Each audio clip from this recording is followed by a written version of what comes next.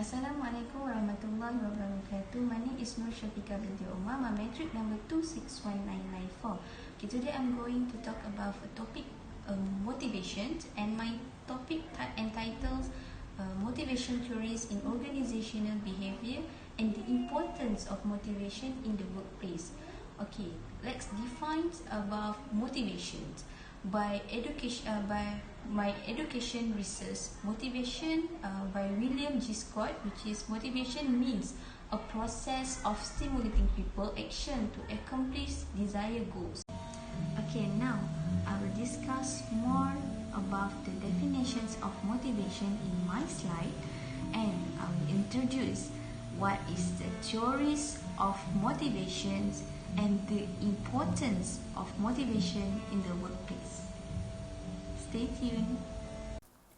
Motivation can be defined by David and Andersey 2010 that can be understood as cognitive decision making in which the intention is to make the behavior that is aimed at achieving a certain goal through imitation and monitoring, while Robbins in MOOPS and McFarlane 2010 define the motivation in a workplace as the willingness to exert high levels of effort towards organizational goals conditioned by the effort's ability to satisfy some individual needs.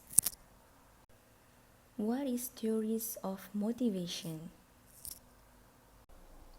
First theory is about Maslow hierarchy of needs. According to Smith and Cronch 1992, the way Maslow theory is explained relies on the fact that people want to increase what they want to achieve in life, and their needs are prioritized according to their importance. Deriving from the hierarchy of needs by Maslow, content theories of job satisfaction revolve around employees' needs and the factors that bring them a reasonable degree of satisfaction. Based on the basic physical, biological, social and physiological needs of human beings, Maslow came up with a 5-stage theory that placed the needs of the individual in different categories and prioritized their attainment. These categories in order of decreasing priority are, which is first, physiological needs like food, shelter, clothing. Second is safety and security needs, which is physical protection. Third is social needs, which is association with others. Fourth is esteem needs, receiving acknowledgement from others. And last is self-actualization needs, which is the desire for accomplishment or to leave behind a legacy. Maslow's hierarchy of needs form the basis of theories that try to explain job satisfaction. Teachers, like all people, have needs that have to be satisfied. Besides the basic needs for food, shelter, and clothing, safety from physical harm and social interaction, they also need the recognition and appreciation of students, college, and parents. Second theory is about Herzberg two-factor theory.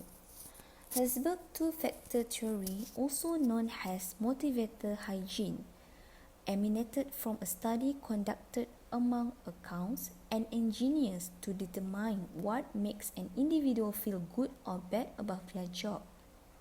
Regarding satisfiers, Herzberg noted that there were 5 features of work that bring about satisfaction, namely achievement, recognition, the job itself, responsibility, and advancement.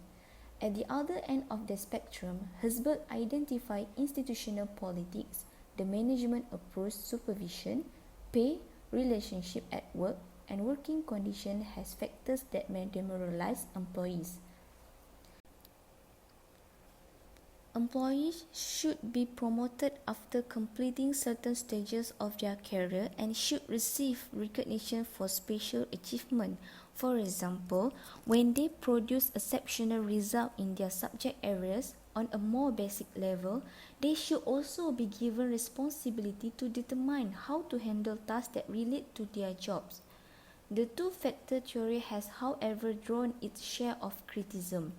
Golshan pointed out that it fails to distinguish between physical and physiological aspects and to precisely explain what motivators are and how they differ from hygiene factor.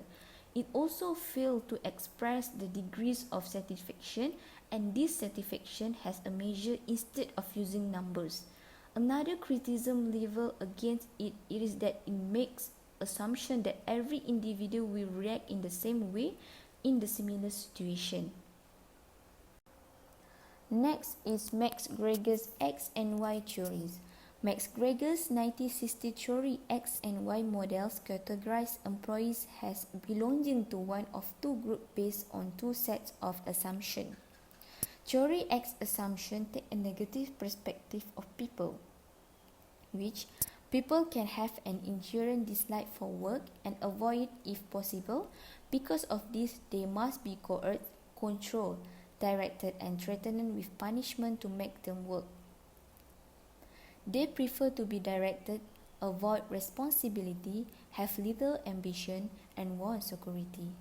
While theory Y assumption take the opposite view, the mental and physical input expended at the workplace are equated and par with those rest or play.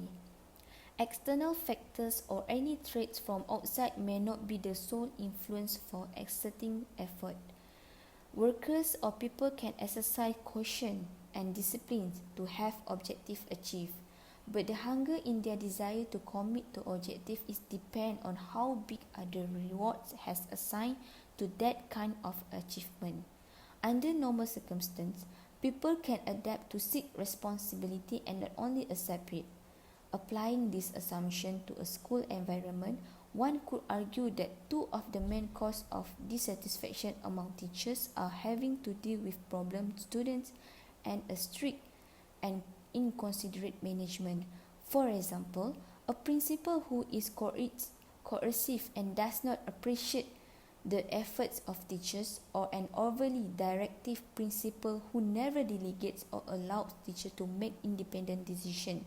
Conversely, a supportive principal may be a source of job satisfaction to teachers. And the final theory that I want to share, which is Max Cleland Needs Achievement Theory. Max Cleland Needs Achievement Theory postulates that some people are driven to success through seeking personal achievement rather than rewards themselves. This theory is readily applicable to academic environments and explain why some teachers are high achievers despite the difficulties they face. They set themselves high goals, and achieving this goal is what drives them. Aldifer's theory is related to Maslow's hierarchy of needs but reduce Maslow's 5 categories of need to 3, which is namely relatedness, being, which is esteem or social needs, then growth being, which is self-actualization, and existence, which is security or physiological needs. And this is the benefits of Max Cleland's theory of needs. Max Cleland's theory of needs is a motivation theory model. It can be used to motivate people and to put them in action. Max Cleland's theory of needs and the motivation it provides is very important because of the following benefits, which is it can put human resources into action, it improves level of efficiency of people, leads to the achievement of organizational or individual goals, and builds friendly relationship due to internal satisfaction. But what is important of motivation in the workplace? The importance of motivation in organization is motivation is generally what energizes, maintains, and controls behavior. The role of motivation in the workplace is straightforward theoretically, but is difficult to actually measure. Importance of motivation is innovation, which managers and supervisors always want to get the best performance from their employees. Productive and efficient employees help increase the company's profits and growth. Motivation also helps in satisfying needs of employees. It changes the negative attitude to positive attitudes and can creating friendly and supportive relationships. So I give some example of motivation in a workplace. Chances are pretty good that those businesses did not have constraints goals among others necessary assets. In the workplace, it is also critical that the goals of the employees match the goals of the company. But if everyone is not working together, then no one will know quite what they are working for. So, the conclusion is motivation is very much needed for employees in an organization to be productive, and management or leadership style has an important role to play. Motivation is not always based on financial rewards, but non-financial rewards method can also be used to derive the best out of employees. Although individuals have their expectation, it is the leadership responsibility to develop and align with theories that are suitable to bring job satisfaction to their employees. However, there is no single reliable theory to be used. A mixture of them can be utilized. In terms of empowering workforce, employees should be encouraged and given a platform to voice out their concerns on how they can be motivated. Rewards and promotion following performance appraisals may be used to boost employees' morale as well as feedback. All employees should understand the company's vision and goals and work together towards those. In some organizations, workers perform their duties in an assembly whereby if a certain section of employees is affected, it will affect the whole plan. Employees perform their duties diligently if they are inspired and motivated, as the result will always be positive with efficient production. Organizations which are result-oriented will go all the way to motivate their employees for them to reach their goals.